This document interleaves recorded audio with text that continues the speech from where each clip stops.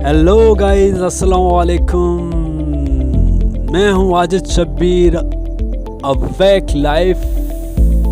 आज का हमारा टॉपिक है हज़रत अल्लामा इकबाल के ऊपर, क्योंकि आज 9 नवंबर है और इकबाल का डे है, तो हमने सोचा कि इकबाल के ऊपर एक और वीडियो बनाई जाए। हज़रत अल्लामा इकबाल, मुर्शिद इकबाल, जो कि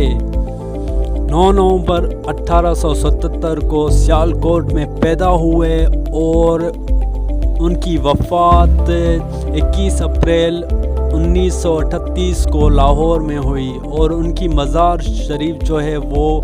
बादशाही मस्जिद लाहौर के अंदर है। अल्लामा इकबाल एक बहुत बड़े शायर, एक फ़िलासफ़र, एक यानी कि अज़ीम इंसान थे, जिनको लक़ब दिया गया है शायर मशरिक़ का। जी हाँ, तो अल्लामा इकबाल का कलाम एक ऐसा कलाम है, एक ऐसा ज़िंदा दिली के वाला कलाम है, जो बंदा भी उसको पढ़ता है, जो इकबाल को पढ़ना शुरू करता है, तो उसके अंदर वो बेदारी की झलक पैदा होना शुरू हो जाती है, वो ज़िंदा दिली की झलक शुरू हो जाती है, वो खुददारी की झलक शुरू हो जाती है। क्योंकि इकबाल बज़ाते खुद शख्सियत, एक हस्ती, एक शायर, एक यानी कि ज़िंदगी का साज़ था। इकबाल एक ज़िंदगी का नगमा था, एक ज़िंदगी के अंदर जो जोश जुनून पैदा किया ना, वो इकबाल ने अपने कलाम से इंसानों के अंदर एक बेदार होने के लिए किया कि इंसान जो है ना, वो आज का उस दौर का इंसान हो या आज के दौर का इंसान हो, मुसलमान हो, वो गफलतों का शिकार था। वो यानी कि ख्वाहिशों में, अपनी उस कम तरी सोच में मुब्तला था कि एक यानी कि भेड़ें जिस तरह जीती हैं, जिस तरह छोटी सोच रख के इंसान जीता है कि वो कुछ भी नहीं है, महज वो जानवर की तरह जीता रहता है और ख़ुद को जानवर समझता है। लेकिन इकबाल ने इंसान को एक हकीकी इंसान के रोल को, जो उसका हकीकी इंसान का अज़मत का, जो इंसान का हकीकी रोल था ना, उसको इकबाल ने बयां किया कि इंसान का हकीकी अज़मत का जो रोल है वो ये है। तो उसने अपने कलाम के ज़रिए से मशरिक़, चाहे वो पाकिस्तान हो, चाहे वो हिंदुस्तान हो, पूरी यानी कि मशरिक़ के अंदर उसने अपने कलाम के ज़रिए से पूरी कौम को, पूरे सारे इंसानों को एक बेदारी का सबक दिया, एक ज़िंदा दिली का सबक दिया और खुददारी का सबक दिया, ताकि इंसान जो डूबा हुआ है अपनी गफलतों में, अपनी ग़ुलामी में, उस वक्त ब्रिटिश राज था जिसमें ग़ुलाम थे अंग्रेज़ों के हम, तो उसने इंसानों के अंदर, मुसलमानों के अंदर ऐसी रूह फूंकी जिसकी वजह से आज पाकिस्तान आज़ाद हुआ और मार्काए वजूद में आया। जी हाँ, और असल बेदारी जो थी वो अल्लामा इकबाल की वो हकीकी बेदारी थी। ये तो ज़ाहिरी बेदारी थी जो कि मुल्क एक आज़ाद रियासत बन गई, लेकिन हकीकी तौर पे अल्लामा इकबाल का जो कलाम है, जो मेन उसका मकसद था कि इंसान जो है ना, वो अपने मन में डूब के जो है ना, अपने अंदर झांके, अपने आप को परखे कि वो किस हाल में जी रहा है, वो अपने नफ्स की ग़ुलामी में जी रहा है, वो अपने नफ्स की ख्वाहिशात की, हिर्स की, हवस की ग़ुलामी में जी रहा है। इकबाल ने अपने कलाम में इंसान को सबक दिया है कि वो अपने खुद के ऊपर फ़तह याब होकर, उसके ऊपर फ़तह पाके, अपने नफ्स से मावरा होके, अपने जिस्म से मावरा होके अपनी रूहानी परवाज़ को शुरू करे और अपनी ज़िंदगी का तजुर्बा करे, ज़िंदगी को एक्सपीरियंस करे, अपनी खुदी को एक्सपीरियंस करे। इकबाल ने अपने कलाम में बेसिकली ज़्यादातर खुदी का नाम लिया है, तो खुदी से मुराद उस हकीकत की है, उस हक़ की है जो हर इंसान के अंदर मौजूद है, जो इंसान को ज़िंदगी देती है, जो इंसान को قائم رکھا ہوا ہے، انسان کو جس نے جو ہے نا وجود دیا ہوا ہے، جو پوری کائنات کے اندر سمائی ہوئی ہے، جو سورس آف انرجی بھی جس کو کہہ سکتے ہیں، جس کو زندگی بھی آپ کہہ سکتے ہیں، جس کو مولانا جلال الدین رومی نے عشق کا نام دیا ہے، ہستی کا نام دیا ہے، ہونے کا نام دیا ہے، تو اسی کو علامہ اقبال نے خودی کا نام دیا ہے کہ انسان بیسیکلی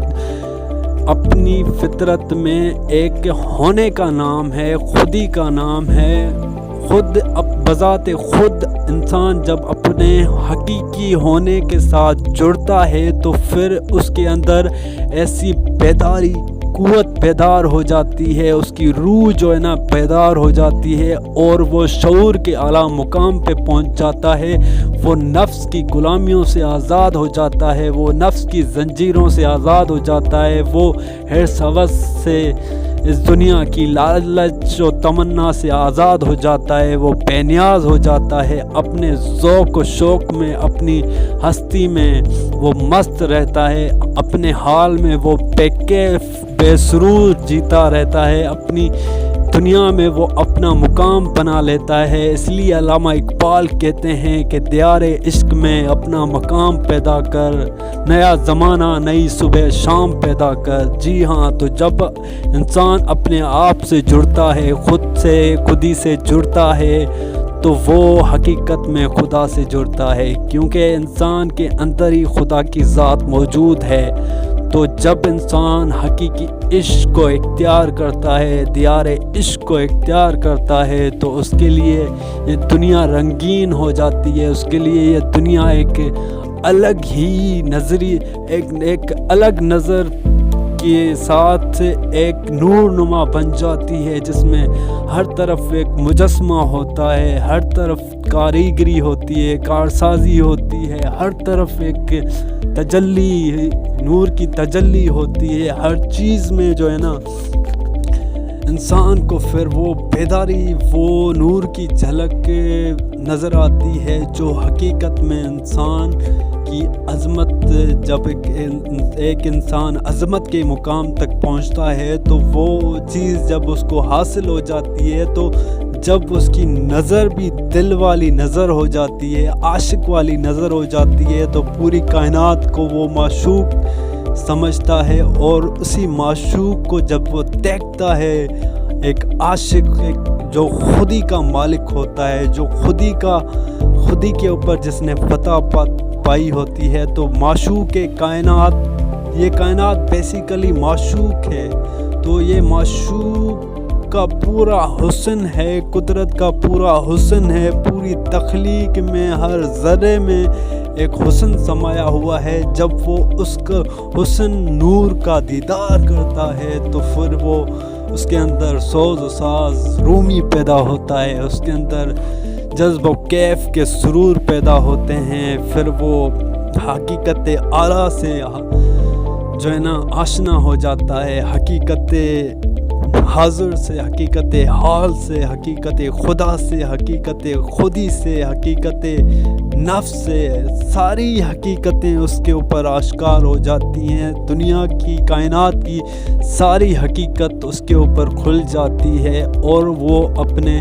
حقیقی مقام میں، خودی کے مقام میں، ہستی کے مقام میں، اپنے آپ میں بے نیاز رہنے لگتا ہے، بے باک رہنے لگتا ہے، بے خوف رہنے لگتا ہے، اس کی تمام نفسیاتی غلامیاں ختم ہو جاتی ہیں، ایک آزادی اس کو مل جاتی ہے، ایک خودی کی آزادی مل جاتی ہے، ایک فریڈم مل جاتا ہے کہ بھائی انسان ایک نائب کے طور پہ اس دنیا کے اندر آیا ہے، وہ خود مختار ہے، اور اس کو حق ہے اپنی آزادی کے ساتھ اس کائنات میں جینے کا۔ جب ایک بندہ لا الہ کے فلسفے کو سمجھتا ہے، تو علامہ اقبال نے اپنے کلام میں بتایا ہے کہ خودی کا سر نہاں لا الہ الا اللہ، تو اس کا مقصد یہی ہے کہ بھائی خودی کا جو مین مقصد ہے نا، جو خود انسان کا مین مقصد ہے، وہ لا الہ الا اللہ ہے۔ جب انسان لا الہ الا اللہ کی معنی کو حقیقت کو سمجھتا ہے تو پھر اس کو پتہ چلتا ہے کہ انسان جو ہے نا وہ بیسیکلی با اختیار ہے. لا الہ کا مقصد ہے کہ کوئی دوسرا ہے ہی نہیں, کوئی دوسرا موجود ہی نہیں ہے, فقط ایک ہی ذات ہے, ایک ہی حقیقت ہے, ایک ہی خودی ہے, ایک ہی وحدانیت ہے, محبت ہے, جس کے ساتھ اگر ایک انسان جڑتا ہے تو پھر وہ حقیقی بقا, حقیقی نجات کو پا لیتا ہے. پھر اس کو کسی چیز کا کوئی ڈر نہیں رہتا, وہ بے نیاز ہو جاتا ہے, وہ بے فکر ہو جاتا ہے, اور وہ اس کو ایسی زندگی حاصل ہو جاتی ہے جو اس کو بیدار رکھتی ہے, جو اس کو حقیقی کامیابی عطا کرتی ہے. تو بیسیکلی جب انسان اپنے نفس کو, اپنی خواہشات کو, اپنے حرص ہوس کو, اپنے یعنی کہ تمام برائیوں کے اوپر فتح پا لیتا ہے, انسان خود مختار ہو جاتا ہے, اپنی خودی کے اوپر اپنا آپ سے جڑ جاتا ہے, اپنے من میں ڈوب کر پاجا سراغ زندگی. تو اگر میرا نہیں بنتا نہ بن اپنا تو بن. تو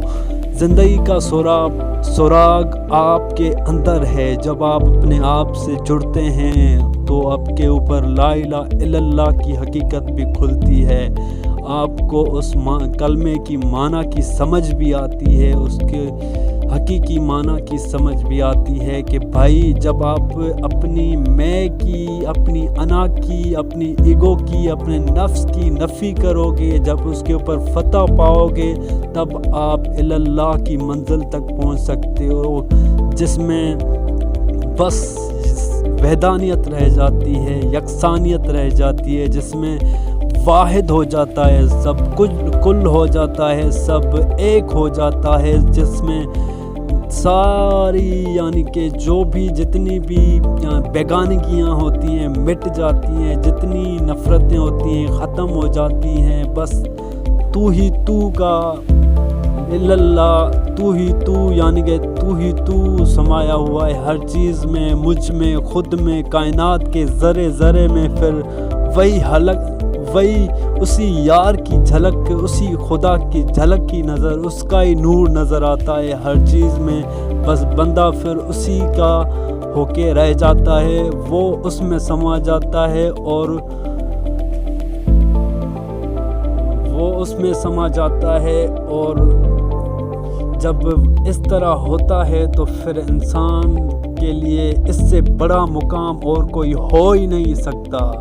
تو اسی لیے اس کے بعد پھر شروع ہوتا ہے کہ تو شاہی ہے, پرواز ہے کام تیرا, تیرے سامنے آسماں اور بھی ہیں,